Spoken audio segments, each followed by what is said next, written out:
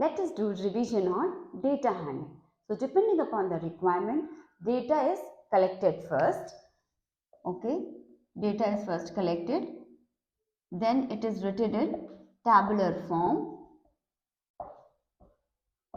then it is represented in graphical form or graphical representation of data.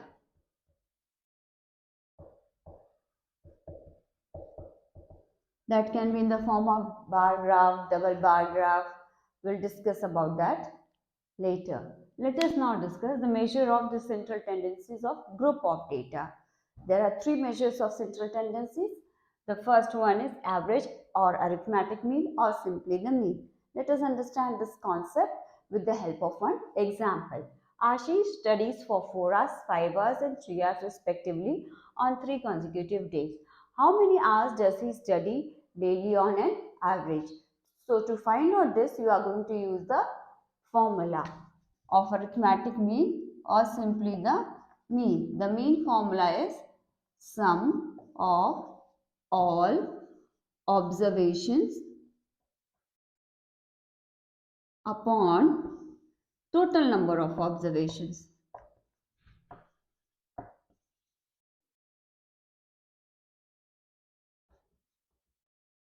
So what are the observations here? 4 hours, 5 hours and 3 hours. So your sum of all observation means you are going to add up all. And how many observations are there? 1, 2, 3. So total number of observation is 3. So 5 plus 4 is 9. 9 plus 3 is 12. 12 divided by 3 is 4.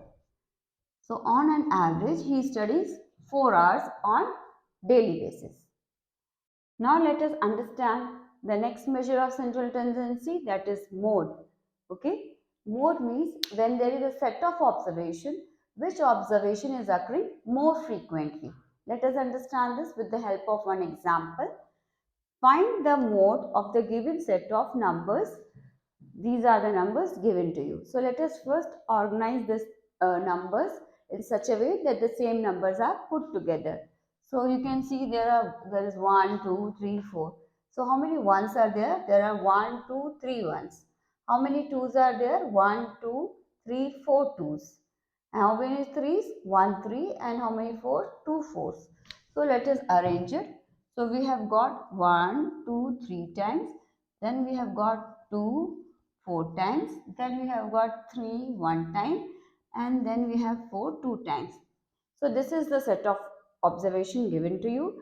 You can clearly see that 2 is occurring the maximum number of times, that is 4 times. So the mode of this data is, mode is 2 because this is occurring most often. Okay. Now let us understand the third measure of central tendency, that is the median. To find out the median, first you need to arrange the data either in ascending order or descending order. Then median lies in the middle. Half the observation will be above this median and half the observation will be below the median. Let us understand this with the help of one example. Find the median of the data 24, 36, 46. This is the data given to you. Let us arrange this in ascending order first. So let us arrange this in ascending order.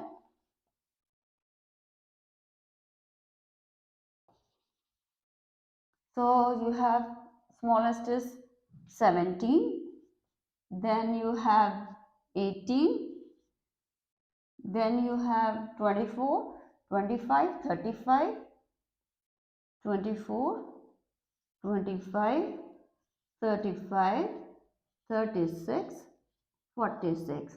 Okay, so 1, 2, 3, 4, 5, 6, 7. 1, 2, 3, 4, 5, 6, 7. So you have arranged the data in ascending order.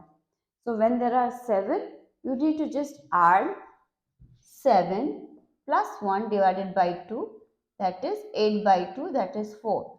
So the fourth number here is their middle value. So 1, 2, 3, 4. So this is the median. See, half the observation is above this, that is 3, and half the observation is below this. So 25 is the median. If you add 1 to the number of observation and divide it by 2, you get the place of the median, and then you can see which number is written in that place. So here it is 25. So median is 25.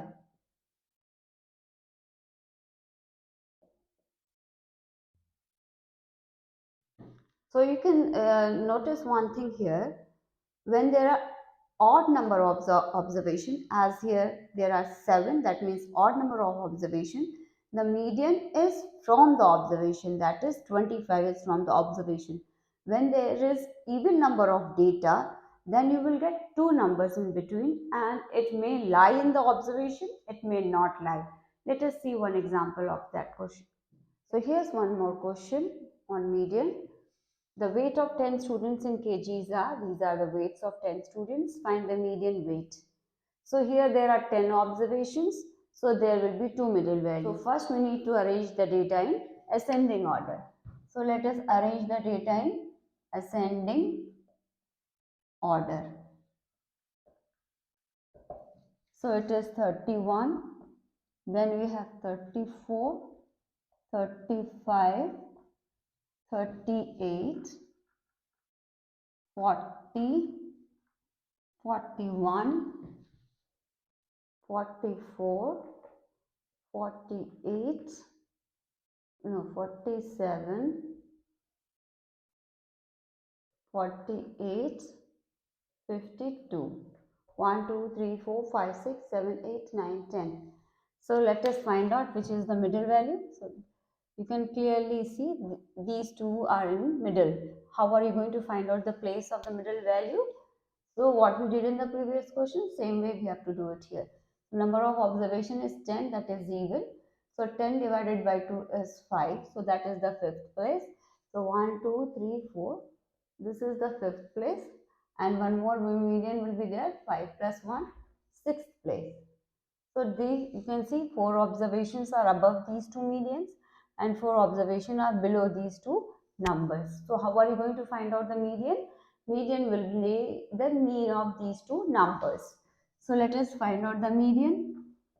So median is equals to 40 plus 41 divided by 2. So that is 81 divided by 2. So if you divide 81 by 2, you will get 40.5. So here 40.5, you can see that this does not lie in the observation. When there are even number of observations, the median may lie in the observation, it may not lie in the observation.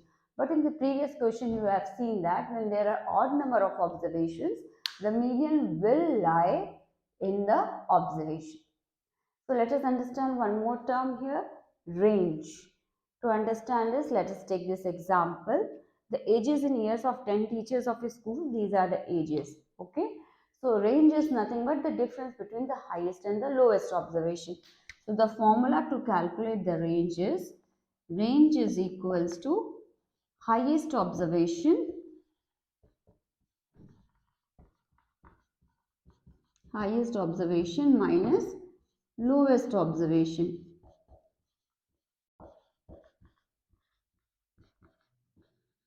So let us see which is the highest observation here, 54, and which is the lowest observation here, 23.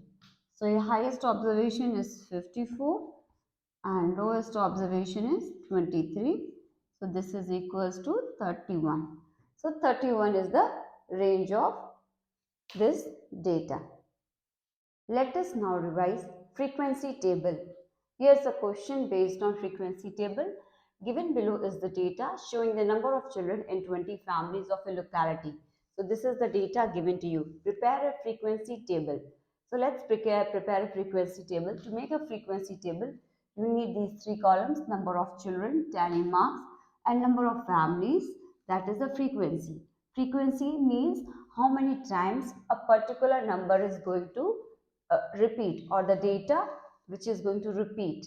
Okay, so you can see in some families there are 0 children, some 1, some 2, 3 and 4. Only that much children are there. So let us write down: 0 children are there, 1, we have 2, we have 3 and we have 4. So we have got 4 children. So how many zeros children are there? How many families has got 0 children? One family has got 0 children. How many families has got 1 children? 1, 2, 3, 4. 4 families. So 1, 2, 3, 4. How many families has got 2 children? 1, 2, 3, 4, 5, 6, 7. So how are you going to make 7? 1, 2, 3, 4, and then 5, 6, 7.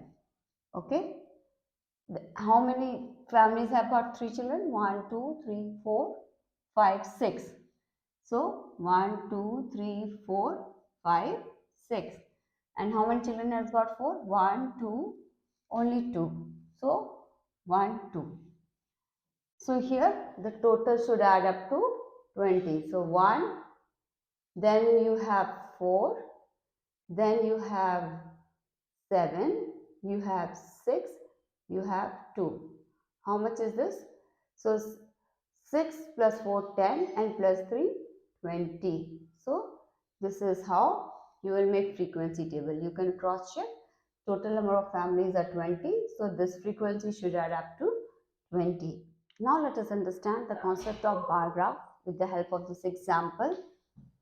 The number of cycles produced in a factory during 5 consecutive weeks is given below. So this is the data which you have to make the bar graph, for which you have to make the bar graph. So first you need to plot the x-axis. So the horizontal axis is called as the x-axis, and the vertical axis is called as the y-axis. And this axis they meet at origin, represented with the capital O. And depending upon these number, you decide the scale. So I am going to take scale 1 unit is equals to 200. So when you take 1 unit equals to 200, okay, that means this 1 unit has got 10 equal divisions. Okay, 1, 2, 3, 4, 5, 6, 7, 8, 9, and 10.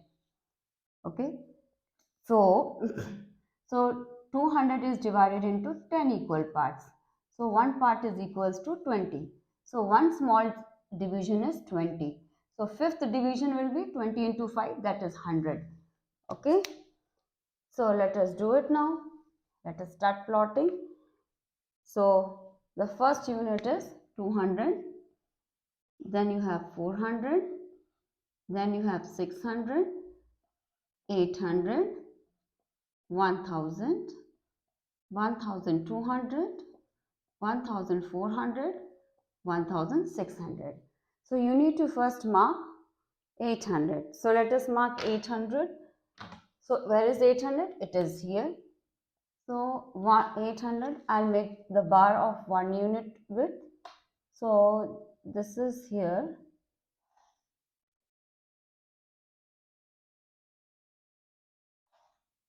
This is 1 unit width. This is 800. This is for the first week. I'm going to leave 1 unit gap, then 1300. 1300 will lie between 1200 and 1400. One small division was 20. So 20 into 5 will be 100. So 1300 will exactly be in between these two numbers. It will be here somewhere. So let us mark it.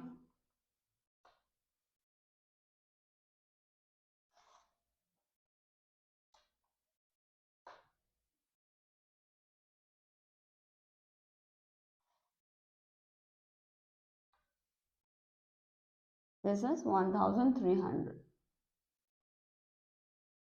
This is for the second week. Third week 1060. 1000 is here.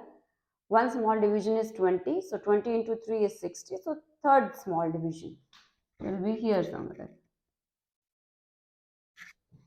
So for the third week, I am going to leave 1 unit gap between each bars.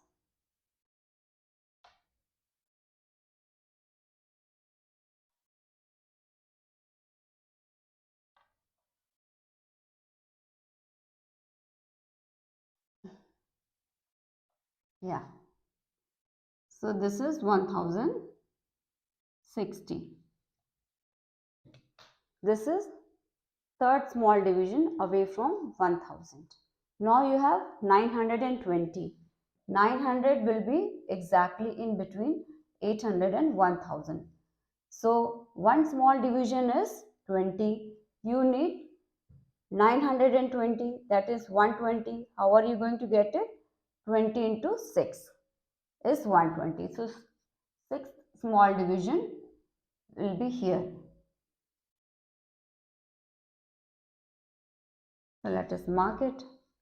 I am leaving 1 unit gap between each bar.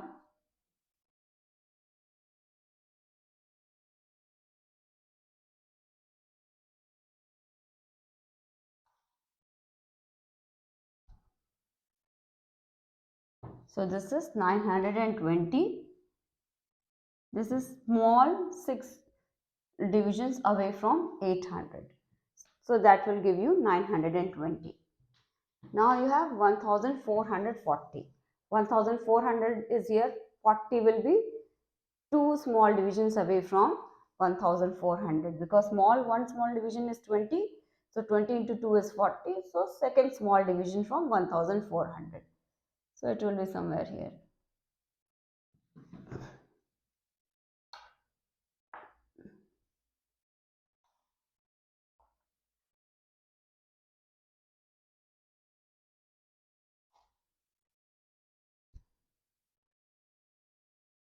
This is 1440. This is for the 5th week.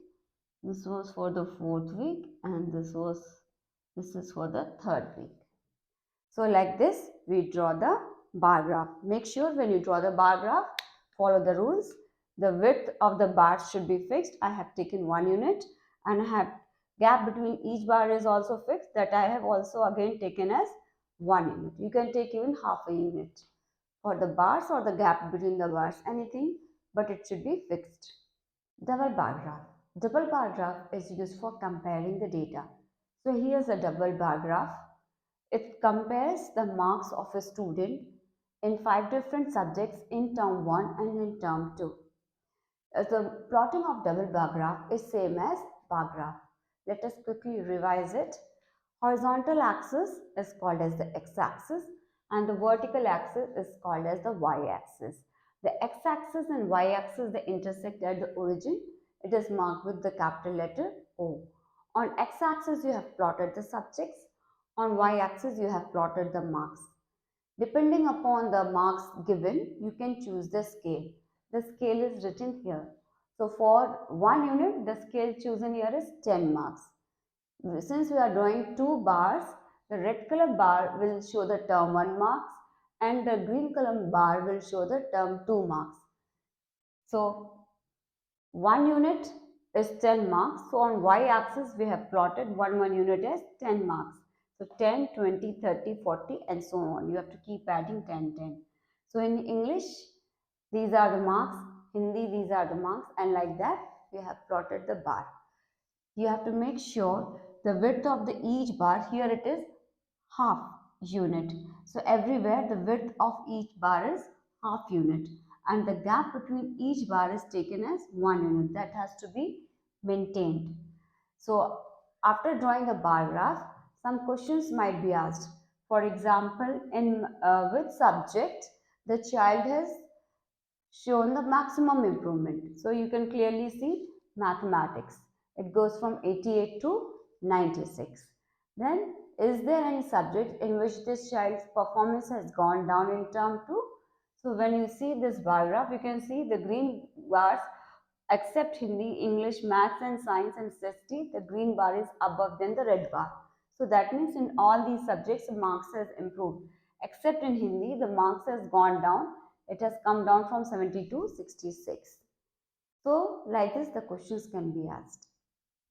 Moving on to the last topic, probability. Probability is measure of something to happen. For example, it may rain today. There are certain situations in life which are sure to happen.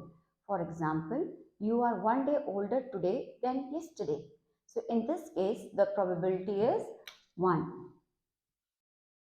There are certain situations in which it is sure that it will not happen.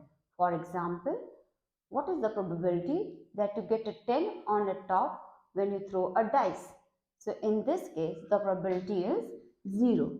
So the probability is always greater than equals to 0 and less than and equals to 1. Let us understand the concept of probability with the help of this example. A basket contains 7 red balls, 3 green balls and 5 yellow balls. What is the probability of obtaining a red ball? If 2 blue balls are added to the basket and 3 red balls are painted blue, find the probability of obtaining a blue ball. So, you need to first find the probability of obtaining a red ball. So, when are you going to get a red ball? When out of these 7 red balls, one of the red balls is picked. So, number of favorable events is 7 and total number of outcomes are 7 plus 3 plus 5 because either of the balls can come out. Either a red ball can come out, green or yellow. So, let us solve this probability of obtaining a red ball. So, the formula for probability is number of favorable outcomes upon total number of outcomes. So here number of favorable event is 7 and number of total outcome is 7 plus 3 plus 5. 7 plus 3 plus 5. So probability is 7 by 15. Now you need to find the probability for obtaining a blue ball. So number of favorable outcomes is 2 blue balls plus 3 red balls painted to blue color. So how many blue balls are there? 3 plus 2, 5 blue balls. And in this set of 15 balls, you have added 2 more balls. So total number of outcomes is now 17. So the probability for obtaining a blue ball is 5 by 17. Okay.